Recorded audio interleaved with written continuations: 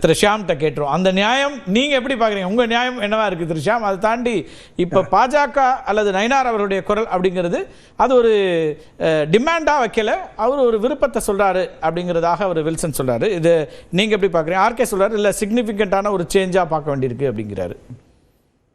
வாக்கு அரசியல்ல நியாய அநியாயம் எல்லாம் கிடையாது. விருப்பத்தை எல்லாம் நீங்க சொல்ல முடியாது. எடப்பாடி என்ன சார் சொன்னாரு? என்டிஏ கூட்டணியில ஏற்கனவே அவங்க எல்லாம் இருக்காங்க, நாங்க இப்ப புதுசா இருக்கிறோம் அப்படிதான் சொன்னாரு. ஆமா, நேற்றுக்கு தான் சொன்னாரு. அப்படின்னா என்டிஏ கூட்டணியில் 2 பிரிவு இருக்கு. ஒன்னு வந்து அதிமுக, இன்னொன்னு அதிமுக அல்லாத பிற ஏற்கனவே இருக்கும் கட்சிகள். அப்போ அல்டிமேட்டா இது எப்படி யூகிக்க முடியும்? பிஜேபிக்கு ஒரு சீட்டை கொடுத்து நீங்க பிரிச்சு கொடுங்க, நாங்க 170 நிக்கிறோம், இப்படிதான் அதிமுக முடிவுக்கு போகணும். கிட்டத்தட்ட அந்த முடிவு தான் திமுகவும் எடுக்கும். காங்கிரஸ் கட்சியை பொறுத்த வரைக்கும் அது பிஜேபியோட பலவீனமா இருக்குங்க தமிழ்நாட்டில். அதை வந்து நான் அடிச்சு சொல்லுவேன். நீங்க ஒரு ஆப்ஷன் என்ன இருக்குன்னா சார், நீங்க சொல்றது கரெக்ட். நீங்க வாக்கு சதவீதம் அல்லது அவங்களுடைய வலு அல்லது கட்டமைப்பு, விசிபிலிட்டி சார், கட்டமைப்பு சரி விசிபிலிட்டி. ஆனா என்னன்னா இப்ப பிஜேபிக்கு வந்து விஜய்னு ஒரு ஆப்ஷன் கிடையாது, காங்கிரஸ்க்கு இருக்கு அப்படிங்கறத அவங்க சொல்றாங்க. அது ஒரு அட்வான்டேஜ் காமிக்கிறாங்க. அந்த இடத்துல தான் சார் திமுக கிளவரா மூவ் பண்ணுது. விஜய்க்கு ஓட்டு கூடுனா திமுகவுக்கு லாபம். அதான் கிளவர். இப்போ தமாக பிறந்து சார் 96க்கு அப்படியே நீங்க போட்டு பாருங்க. கடைசியில தான் எல்லாமே முடிவாச்சு. வில்சனுக்கு நல்லாவே தெரியும், எல்லாரும் ஒன்னா தான் இருந்தோம். அப்போ திமுக எப்படி அதை கிளவரா பிளே பண்ணுச்சு?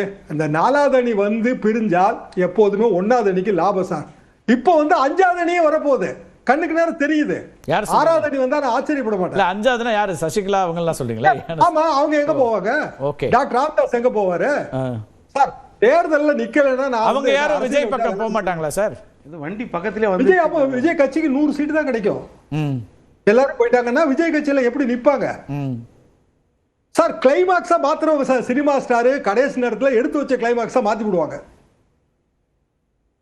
கடைசி வரைக்கும் கொண்டு போவாங்க, கடைசியில மாத்திடுவாங்க. விஜய் எல்லாம் நம்பி வந்து அரசியல் பண்ண முடியாது. இவங்க அப்படி பண்ணாங்கன்னா திமுக இன்னும் சந்தோஷமா இருக்கும். ரைட்ரா, இவங்க எப்போது போல ஏமாளியாவே இருக்காங்க, மகிழ்ச்சி, அப்படிதான் சார் நினைப்பாங்க. சார் காங்கிரஸுக்கு அதிக சீட்டு கொடுத்தா அப்படி அதிமுக கொடுக்க வேண்டாமா? தேமுதிக ஏற்கனவே வந்து எந்த நிபந்தனை இல்லாம சேர்ந்தாங்க. இடதுசாரிகள், விடுதலை சிறுத்தைகள் எல்லாருமே கேட்பாங்க தான். எல்லாரும் ஒரு சீட்டு கூட கொடுத்தீங்கன்னா அதே ரேஷியோல கேட்பாங்க சார். இல்ல சாம் சொல்ற ஒரு வார்த்தை கரெக்ட். அன்னைக்கு தமாக அதிருப்தினா ஒரு ரெப்யூட்டட் பார்ட்டி இருந்துச்சு, ஒரு சோர்ஸ் பார்ட்டி சார், லீடர்ஷிப். இன்னைக்கு காங்கிரஸால மூவா நம்ப முடியல. உண்மை அதுதான். ஏன்னா எல்லாருமே சொல்றாங்க. ஏன்னா கட்சி தொடங்கி 2 ஆண்டுகளா அவர் கூட்டணி ஆட்சின்னு சொல்லிட்டு இருக்காரு. ஆனா யாருமே இது வரைக்கும் எடுத்துக்கல லீடர்ஷிப். அதுதான் காங்கிரஸ் யோசிக்குது, ராகுல் காந்தி அதுதான் யோசிக்கிறாரு.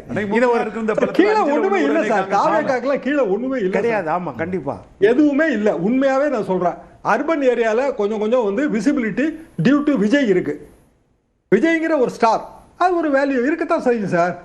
சார் சிவாஜி வந்து திருவண்ணாமலையில கூட்டம் பேசுறதுக்கு முன்னாடி அவர் பின்னாடி போனவங்க எத்தனை பேர் சார்? வில்சனுக்கு தெரியும் சார். எத்தனை பேர் சார்? கடைசியா திருவையாறுல தோத்த பிறகு நான் ஐயரப்பன் கோயில்ல ஒரு அம்மாட்ட பேசிட்டு இருந்தேன். அது எப்படிங்க சிவாஜிக்கு போட முடியும்? அவரும் கல்லர் தான், சந்திரசேகரனும் கல்லர் தான். ஆனா சந்திரசேகரன் ஊருக்காரரு, அவர்கிட்ட போய் நான் பிரச்சனையை பேசுவேன், சிவாஜி எங்க போய் தேடானாங்க. அதே காங்கிரஸ்ல அவர் கன்வெர்ட் ஆகிறதுல இவ்வளவு பிரச்சனை இருக்குன்றீங்க. இவ்வளவு விஷயம் பார்க்கவே முடியாது சார், இம்பாசிபிள். ஓகே. ஆனா இதெல்லாம் தெரியாதா சார் காங்கிரஸுக்கு? அல்லது காங்கிரஸ் இதை தான் வச்சு பண்ணதுன்னா ஒரு கட்டத்துக்கு அப்புறம் திமுக இதை எவ்வளவு தூரம் அனுமதிப்பாங்க? ஏன்னா இதுல இன்னொரு சிக்கல் இருக்கு. இதே மாதிரி இழுத்துட்டே போகும்போது வலுவான அணி அப்படின்னு திமுக தங்களை சொல்லுது, தொடர்ச்சியாக வெற்றிகரமான அணின்னு சொல்றாங்க. அப்புறம் திமுகவோட லீடர்ஷிப்பே கொஸ்டின் பண்ணக்கூடியதாக கூட மாறிடலாம்ல. அல்லது அனுமதிச்சுட்டே இருக்காங்க, காங்கிரஸ் ஒரு கட்டத்துக்கு அப்புறம் ரொம்ப இதே மாதிரி இழுக்கிறாங்க அப்படின்னா அதை அனுமதிப்பாங்களா அப்படிங்கிற ஒரு கேள்வி இருக்குல்ல.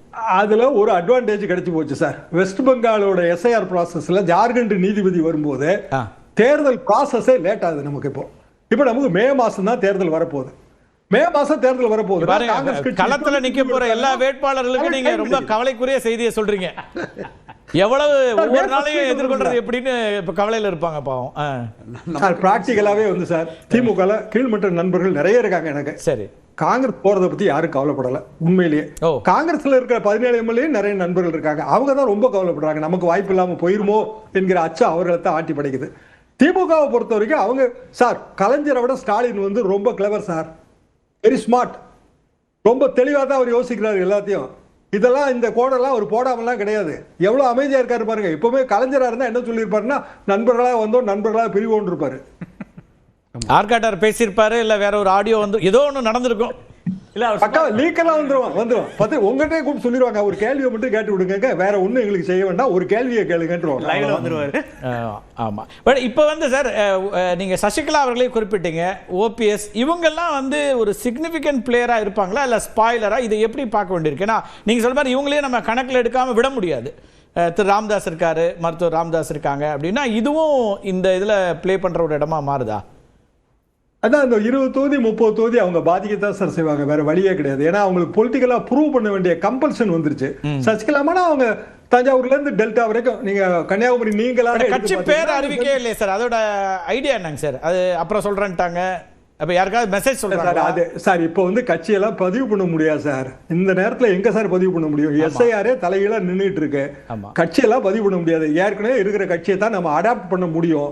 அவங்க கையில 2-3 கட்சி இருக்குது, ஏதோ ஒரு கட்சியை அடாப்ட் பண்ணிக்கிடுவாங்க. ஆனால் அவங்க எடப்பாடிக்கு அகைன்ஸ்டா அவ்வளவு பேசுறாங்க, அதுல பழைய கதை எல்லாமே உண்மை சார். அவங்க சொல்ற எல்லா கதையும் பேசுறாங்க. ஓகே, ஆமா, அவங்க பேசுறது எல்லாம் உண்மை. இது வரைக்கும் அவங்க பப்ளிக்கா பேசல. சரி, ஃப்ரெண்ட்ஸ் இப்போ நடராஜனோட பழைய நண்பர்கள் நாங்க துக்கம் விசாரிக்க போறோம்னா எங்கிட்ட மனதில இருந்து பேசினாங்க. இது ஒன்றும் புதுசெல்லாம் கிடையாது, கரெக்ட்.